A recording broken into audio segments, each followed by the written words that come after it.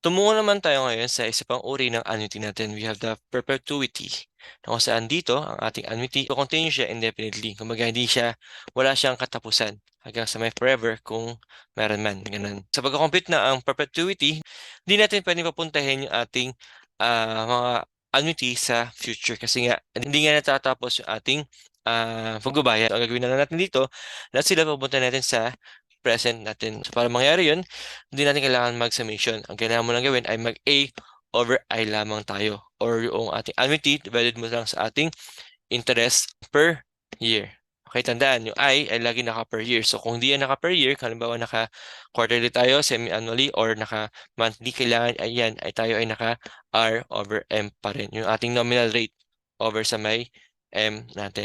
Halimbawa, meron tayong nominal interest sa 8% compounded quarterly. Ano doon magiging halaga ng ating 1,000 pesos na annuity na payable quarterly for 50 years? O kaya man for 100 years?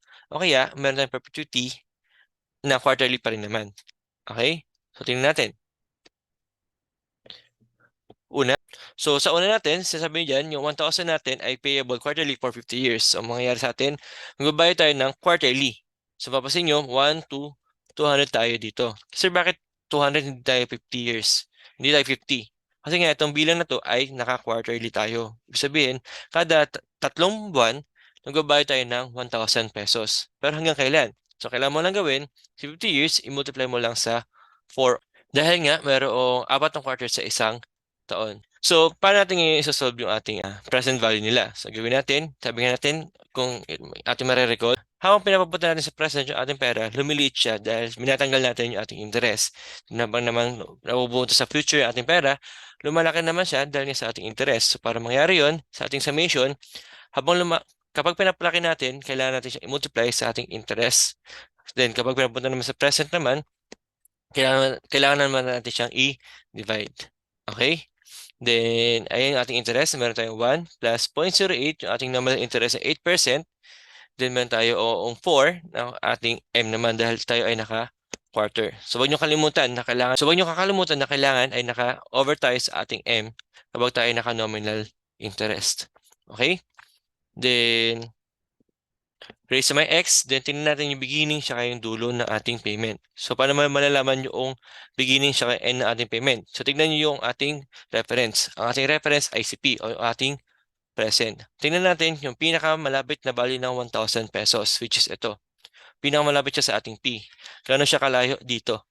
So, meron tayong 1 period lang na pagitan. So, simula siya sa 1 period. Samantalang yung pinakamalayo o yung ating dulo ay nasa may 200 period. So, kailangan magtatapos siya sa may 200. Okay, so 1 to 200 tayo dyan. So, makuha mo yung value mo ng PINA, 49,047.35 pesos.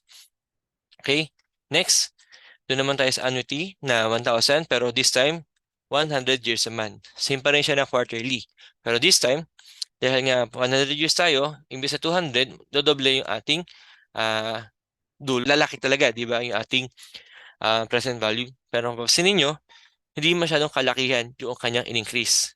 Halos ano lang yan, di ba? Less than 1K pa nga yung in-increase niya. Noong in-extend natin hanggang sa 100 years tayo. Okay? Pero mas mapasin nyo na mas unti lang ang kanyang increase kung tayo yung gabayad ng 1,000 pesos forever. O ayun nga, perpetuity natin. Na kung saan, equal siya saan? So 1,000 over sa I, di ba? Pero dahil nga nominal interest tayo, kailangan yung interest mo ay naka-over sa may 4. Makikita nyo, ang sagot natin ay 50,000 pesos. Unti lang yung increase kumpara dun sa may letter B natin. Okay? Ano yung ating makonclude dito? Kumbaga dito, habang patagal ng patagal tayo nagbabayad, ang nangyari sa atin ay halos papalapit na lang yung magiging ano nila, ang magiging present value nila. So, kita, 50 years, 100 years, and yung ating perpetuity, halos lahat sila ay malapit na sa ating 50,000 pesos. Okay? Pangalawang tanong. So, dito naman sinasabi, meron ka daw gustong invest sa pera ngayong araw na mayroong 15% interest. Ang gusto mo, doon sa pera mo na yun, kaya niyang makapag-scholarship ng 30,000 pesos at the end of each year for 6 years. Then after nun, for the next 6 years, gusto niya naman daw niyang makapagbigay ng 40,000 pesos. And last one, after noong 40,000 pesos, gusto niya naman daw makapagbigay ng 50,000 thereafter. Meaning, wala na naman binibigay na ano to, di ba? Wala ang sinasabi kung hanggang kailan. So expect natin or assume natin na hanggang forever na siya nagbibigay ng 50,000 pesos. So paano kaya natin siya i-drawing? Sabi natin, gusto natin maghulog or mag-invest. So, tayo ay pababa yung ating P, yung ating investment. So for the first 6 years, gusto natin makapag-scholarship ng 30,000. For the first 6 years, gusto natin na makapagbigay ng 30,000 pesos kada taon. Then after ng 30,000 pesos, the next year, or for the next 6 years naman, susunod nun, 40,000 pesos naman yung kailangan natin na mabigay. Then after 40,000 pesos, ano mangyari?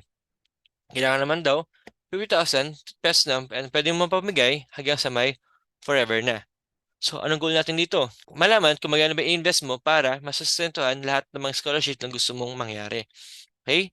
So, paano gagawin natin dyan? So, kailangan lahat ng to, from 30,000, 40 hanggang kay 50, papunta natin sila lahat sa may present worth nila. So, paano malalaman yun? So, gawin natin dito ay papuntahin natin si 30,000, 40,000, saka 50,000 dun sa may simulang part natin. So, 30,000 muna tayo. Pansin nyo, silang dalawa ay nakadivide sa 1.15 raised sa may x. Kasi nga, pinapapunta natin sila sa may present. Ang nagkakaitalo lang ay dito sa may ating start and sa may ending natin. Umpisa muna natin ng 30,000 pesos. Kay 30,000 pesos, ang pinakamalapit na 30,000 sa ating P ay sino? Yun sa may year 1 natin. Sabihin, ganun siya kalayo sa ating year 1. Meron tayong 1 dito sa simula. Then yung sa dulong 30,000, meron tayong 6 dito. Nasa year 6 siya. So, ganun siya kalayo sa ating P. Meron tayong 6 years na pagitan sa kanila. So, sa 30,000 natin, ang ating sigma ay mula sa 1 to 6 year tayo. Okay? Next naman, meron tayong 40,000 pesos. Hindi siya magsimula sa 1. Bakit? Kasi pinakamalapit na 40,000 doon sa ating P ay 7 o sa may year 7 tayo. So, ganun siya kalayo sa ating present value. So, magsimula sa 7. Hanggang saan? Hanggang sa dulo ng ating 40,000 pesos o which is si 12 naman natin or nasa dun siya sa may year 12 natin. Okay? Then next, meron tayong 50,000. Sabi nga natin kanina, ang formula lang yan ay A over I or yung 50,000 mo, over mo lang sa may interest mo ng 15%. Pero dito, meron pa tayong nakadivide sa kanya na ano, 1/15 raised by 12. Bakit kaya? Kasi, kung mapasin nyo sa ating formula, yung P natin ay nasaan? Nandun siya sa beginning ng first year natin. E ang tanong, nasa ba ang 50,000 pesos natin? Nandun siya sa end na ating 13th year. So, saan mapunta ang kanyang present value? Dito na ba agad? Hindi pa. Nasaan pa lang siya? Nandito pa lang siya sa ating year 12 pa lamang. So, dahil hinahanap natin yung kanyang present value, kailangan yung value niya dito sa year 12 ay papuntahin natin pa hanggang sa may present value natin. So, ano mangyari sa ating P ng ating 50,000 pesos? Lilit pa siya dahil nga 12 years yung layo niya mula dun sa ating present value. So, add natin lang silang tatlo, makukuha natin yung P na 241,282.32 pesos. Isang application ng ating perpetuity ay si capitalized cost. So, para saan si capitalized cost? Siya yung sum ng ating first cost ng ating equipment, machinery, or building. Yung first cost siya yung kung magkano ba natin nabili sila. Plus yung present worth pa ng lahat ng mga pwede natin magastos dahil sa paggamit natin dito. Ano yung mga yun? Ayun yung replacement, nandun din yung operation, at nandun din yung ating maintenance na pwede mag-last forever. Okay? Kasi nga, perpetuity, di ba? So lahat yan panghabang buhay na gastusin habang nagagamit natin sila. Okay? So, dito sa capitalist cost, meron tayong dalawa uri ng perpetuity or pagsasolve ng perpetuity natin. Meron tayong una, yung kanina natin, meron tayong A over I. Yung pangalawa, meron tayong S over 1 plus I raised sa K minus 1. So, sir, ano pinagkaiba ng dalawa?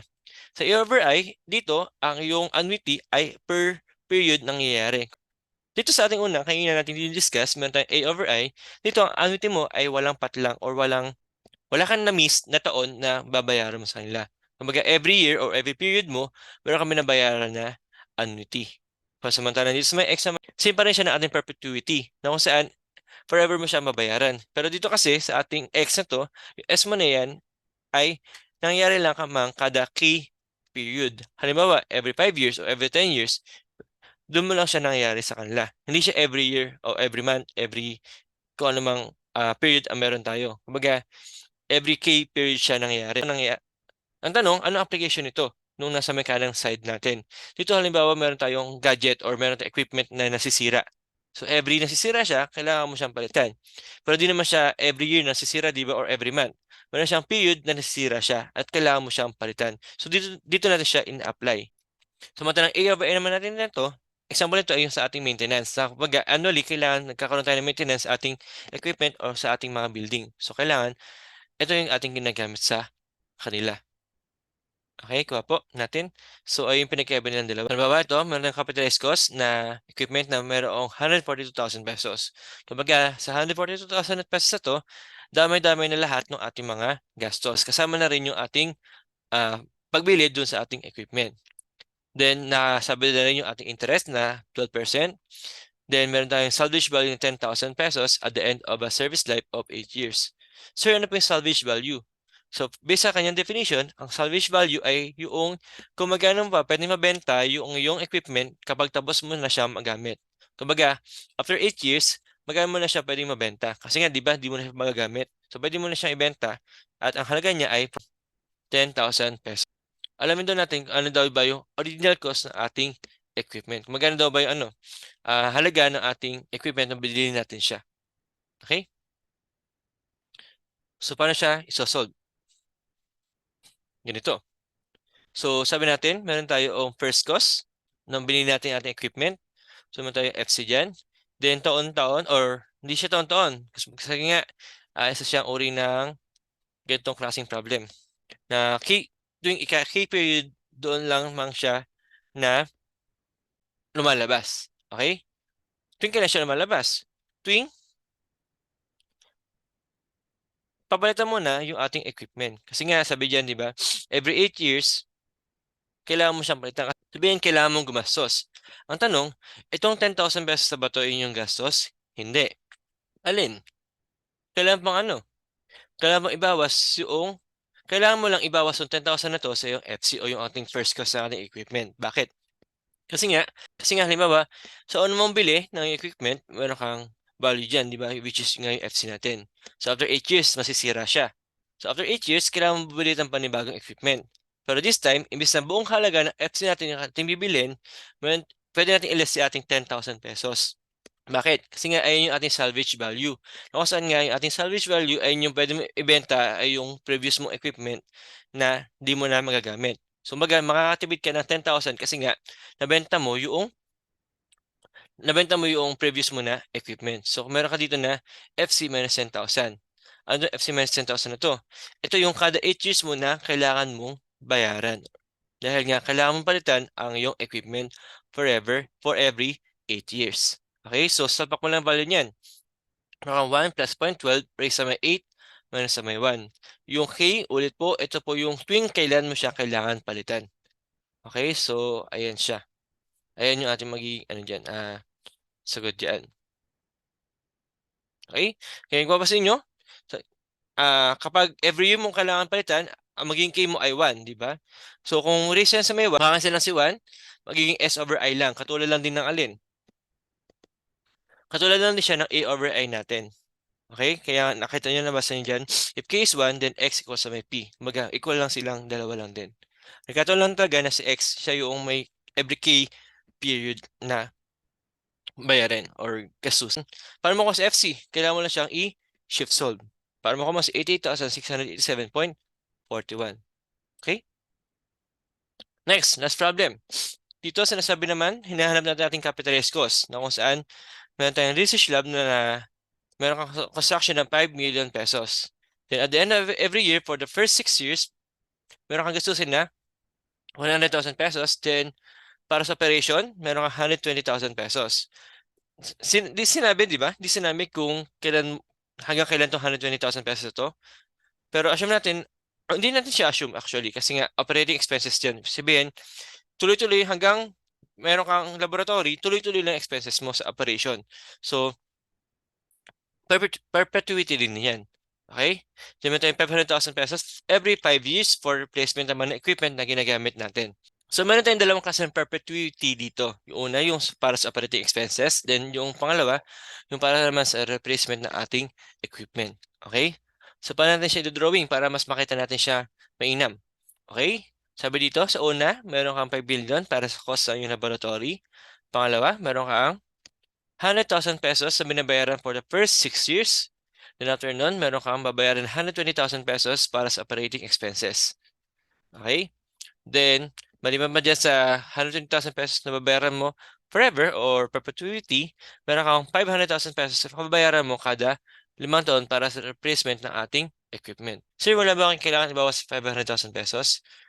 Wala naman kasi sinasabi naman dito na ayun na yung gagamitin mo or ayun na yung presyo ng pag-replace mo ng equipment mo. Kumbaga, bawas na dyan yung yung pagbebenta mo doon sa yung equipment. Okay, wala ka ng salvage value dyan. Direkta na ng 500,000 pesos yung kailangan mong bayaran para sa equipment mo. Okay? So, after natin ma-drawing yung ating cash flow diagram, anong gagawin natin? Pwede natin ngayon ipag-add lahat ng ating mga gastusin. Okay? Kada iba ng presyo, kailangan iba rin yung pagka-add natin sa kanila. Kasi iba rin naman din yung anin. Iba rin naman din yung ating mga kailangan pagsasob sa kanila. Unang-una kay 5 million pesos, hindi mo kailangan i-multiply. Bakit? Kasi yan nasa present value na siya ngayon. Baga ito yung presyo niya sa kasalukuyan. Then si 100,000 pesos, 100,000 pesos, kailangan mong i-add lahat sila. So from 1 to 6 tayo, nakadivide pa rin niya sa 1.12 raised sa x kasi nga pupunta tayo sa may present. Then next, yung ating perpetuity na 120,000 pesos na naka-over sa 0.12 and naka-over ulit siya sa 1.12 raised sa may 6. Tulad sa example natin kanina, yung ating present value ng 120,000 pesos na to, yung ating A over I ay hanggang dito lamang sa 6 natin. Ay kailangan natin siya mabunta sa present value. So, kailangan mo pa i-divide sa 1.12 raise sa year na pagitan nila ang dalawa. So, year 6. So, 6 years ang pagitan natin mula sa year 6 natin. Okay? Then last, 100,000 pesos na over sa 1.12 raise sa may 5 kasi nga every 5 years tayo nagbabayad minus mo sa may 1. Then, calculator natin. Di mo kailangan mag-shift soldan. So, natin yan ay 6,573,645.74 pesos. Ay lang naman para sa ating perpetuity.